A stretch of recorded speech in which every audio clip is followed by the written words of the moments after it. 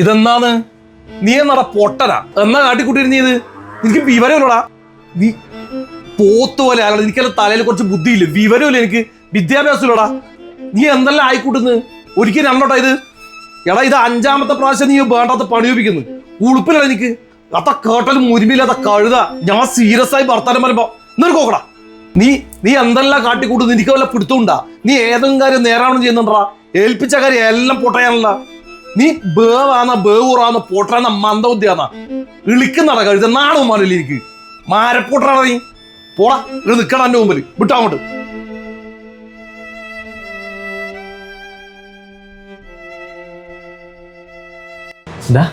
ബൈജോട്ടൻ എന്തിനാ നിന്നെ ഇങ്ങനെ കളിമ്പേ? ഇവിടെ അതൊരു അബദ്ധം പറ്റിപ്പോയി അതാണ്. നീ ബൈജോട്ടന് കാര്യമായിട്ട് എന്തോ പണി കൊടുത്തിട്ടുണ്ടല്ലോ. എന്നാ വെച്ചേട്ടാ പ്രശ്നം എന്നാ? ഇവിടെ നമ്മൾ പിന്നൊരു വെള്ളച്ചാട്ടം കാണാൻ വേണ്ടി പോയിട്ടുണ്ടായിരുന്നില്ലേ, ആ വെള്ളച്ചാട്ടിന് മേലെ നിന്ന് ബൈജോട്ടൻ താഴേക്ക് തുള്ളുന്നൊരു വീഡിയോ എടുക്കാൻ വേണ്ടിയിട്ട് ബൈജോട്ടൻ പറഞ്ഞിരുന്നു. ഓർക്ക് റീൽസ് ആക്കാൻ വേണ്ടിയിട്ടാണ് തോന്നുന്നത്. നിങ്ങൾക്ക് അറിയുന്നല്ലേ ഓർക്ക് റീൽസിലെ പ്രാന്തുള്ളല്ലേ.